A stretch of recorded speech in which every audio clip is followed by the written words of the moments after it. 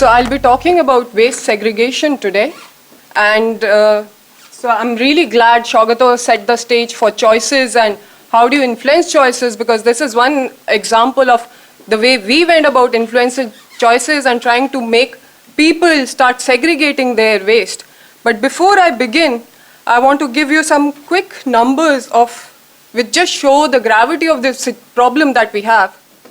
So in our country, the waste that is generated, this is municipal solid waste, that is generated has gone up from 52,000 tons per day to 142,000 tons in 18 years. It's almost tripled. Though I am not so sure of the numbers, of the reliability of the numbers, but this is what the MOSPI data says. However, what is really startling is that out of the 142,000 tons of data of waste in 2017, only 29,000 tons is treated.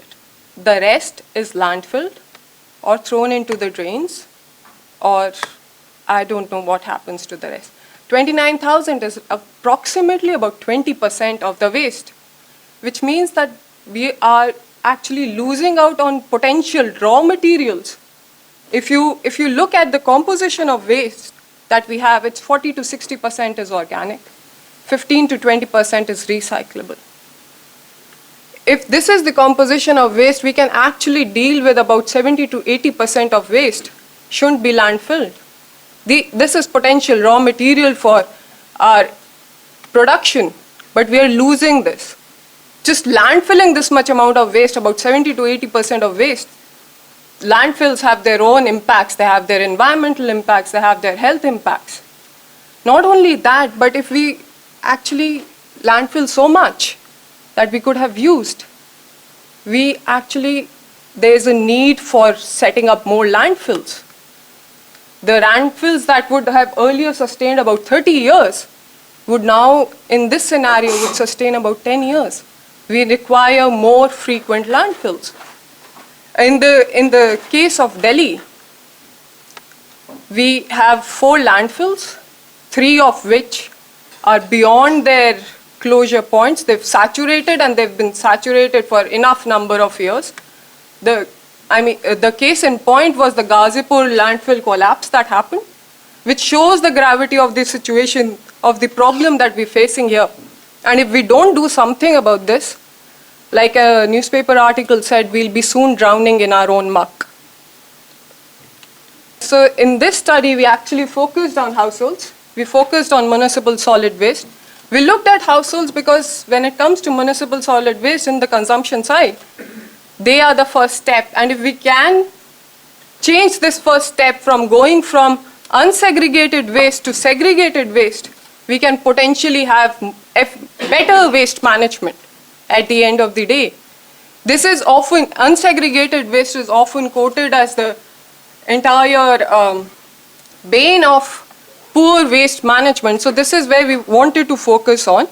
However, if you look at the waste disposal behavior of a householder, it's very paradoxical. A householder in typical Delhi, so this was a study in Delhi, typical Delhi would segregate the newspapers, segregate the plastic bottles, keep them aside, and keep them aside for probably 6 months. In my house, I take out these newspapers every 6 months or 4 months. I keep them aside for at least 2-3 months, everybody does. And we give it to the kabadi wala.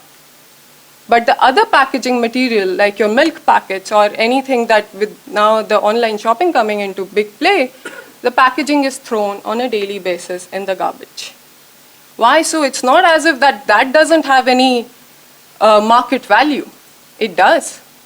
So this actually led to us trying to understand, is it just the information that the kabadi wala system exists, or is it that incentive that the kabadi wala gives of a paltry sum of 10 rupees per kg for newspapers? Is that what is driving, or is it just because we've grown up seeing our parents do it, they grew up seeing their parents do it? Is it just the information? Because the rag pickers certainly make their living by sorting these recyclables out of our daily garbage. So there is market value to this as well. But that does not influence the choices of waste disposal behavior at home. So given this context, we tried to understand what would encourage these households to start segregating at source. We did an experiment in Delhi. Just to give you a brief overview of what the experiment was, we chose apartment localities under the 3 MCDs. We didn't look at New Delhi Municipal Council and Delhi Cantonment Board.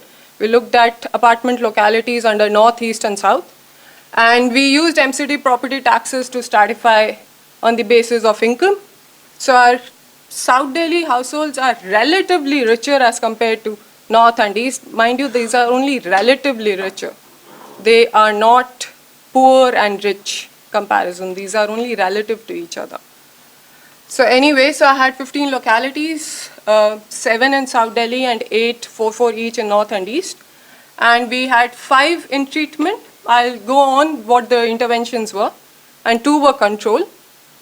And similarly, out of these 8, 6 were treated and 2 were controlled. So this is 4 and 4 in North and East and 3 and 3 in North and East. Shivani. So we gave all the treatment households. So basically, we did this randomization at the colony levels, as in every apartment locality, we chose about 60 households. And all the households in these localities were given interventions. So there were 11 treatment localities. So they were given these interventions. We told them what the rules say.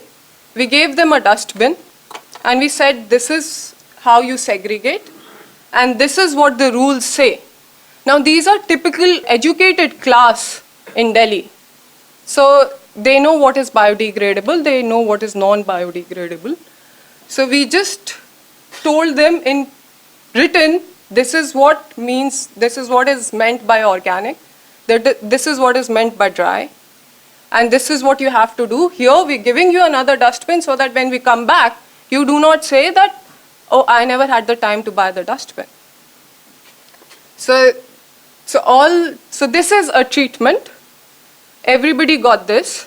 The 11 localities got this, but the controls didn't get anything. Status quo was maintained there. Whichever way they were going about throwing their garbage, disposing of their garbage, we didn't change anything. We only collected data. We collected data on their preferences. We collected data on their demographics. So this was the basic intervention that we gave them a dustbin and this kind of a brochure. The brochure, it's not very visible, but all that it says is that this is what is meant by organic and this is what is meant by recyclable. Then we put some really disgusting pictures of landfills and kids sorting through the garbage and told them why segregation is beneficial. So this was one. Then we actually used norms. So on the first round, we actually collected data on how much garbage each household collects. So we actually have weight of the garbage that was collected. And we used this to develop some kind of norms. And we did exactly what Shagata was talking about. We found the average for every locality. And we went back to the households and we said, you generate more or less than the average of your locality. We tried to, bring in some kind of competition within the households and try and reduce so that they reduce their waste generation. And the last, so these were all interventions were built up on this information. The other two, so basically I call them the information norms, and information and monetary incentives. The norms and monetary incentives interventions were built up on this basic intervention on information. And I've already defined what how the norms worked, and monetary incentives were that we told them that there would be a cash rollout of 50 rupees if you start segregating. So we were trying to see whether the kabadi wala system actually, if the monetary incentives is what drives. So, so this is what a typical household looked. So if you can see, they were all educated. About 90% of my households were graduate and above.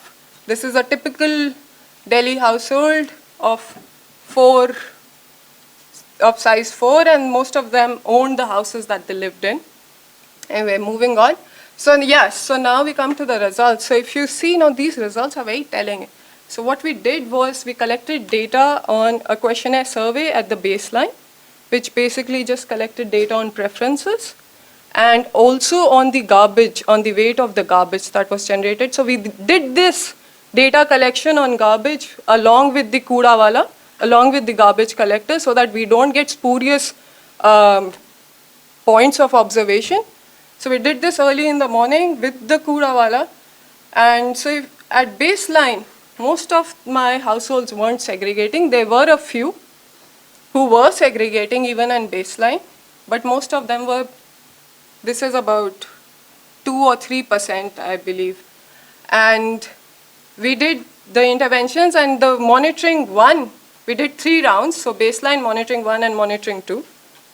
The first round of monitoring was done about a week after the interventions were given, and second round about 5 weeks after. So at monitoring 1, which is 5 days or a week after the interventions, there's a huge jump.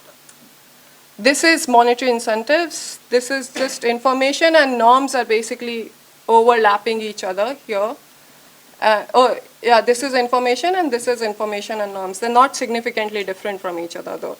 Though norms is a little lower, they're not significantly different. It was this jump. Here, I think most of them are not significantly different from each other. But it was this second round of monitoring that is more telling than the first round. It just says that the intervention that had monetary incentive did help sustain people to keep on segregating. So this is percentage of households segregating. So it did sustain more people to keep on segregating as opposed to the others, as opposed to the people receiving information or information and norms. And this is significantly different from the other two. Part of the reason could be because this conforms to their Kabadiwala model. If I do something, you pay me for it. Part of the reason could be that, so we paid them at this round, but we didn't pay them at this round. So there was this very telling difference between the North and East households as compared to South. So remember, my South Delhi was also my relatively richer households. So what happened was I would hear these constant responses from people which said that if this landfill can, if by my segregating my waste, this landfill can reduce by half an inch, I'm willing to segregate, I don't want your money. East Delhi, on the other hand, said things like, our ACs and fridge go bad every 2 or 3 years because of the emissions from the landfill.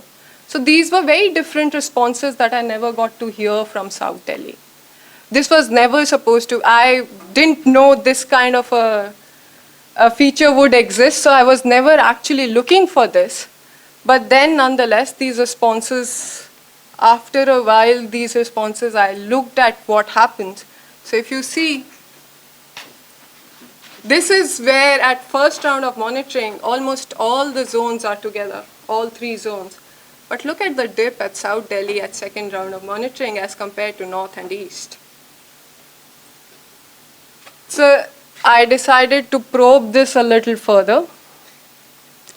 I looked at my study sites. These star marks are my study sites. That's the Bhalswa landfill. The distance is about 4 to 6 kilometers. So this was a landfill that they crossed almost daily on their way to work. This is the main road. I don't know which road this is, but this is that main road.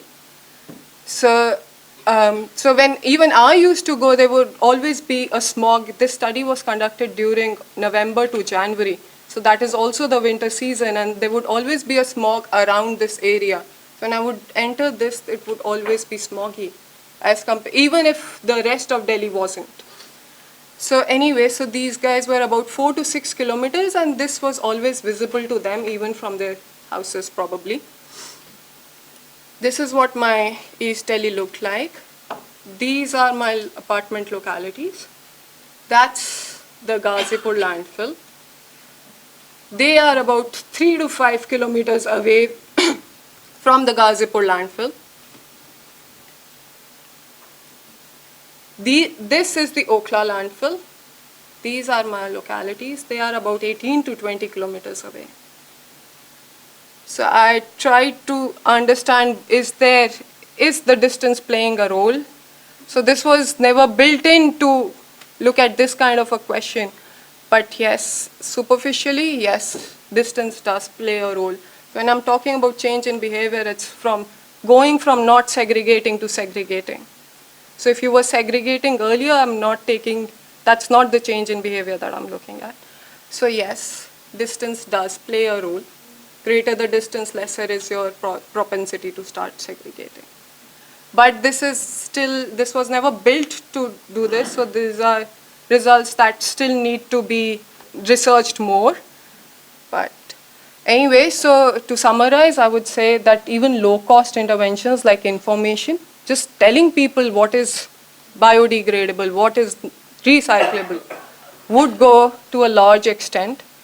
Their responses actually, so this comes from their responses, that feedback matters.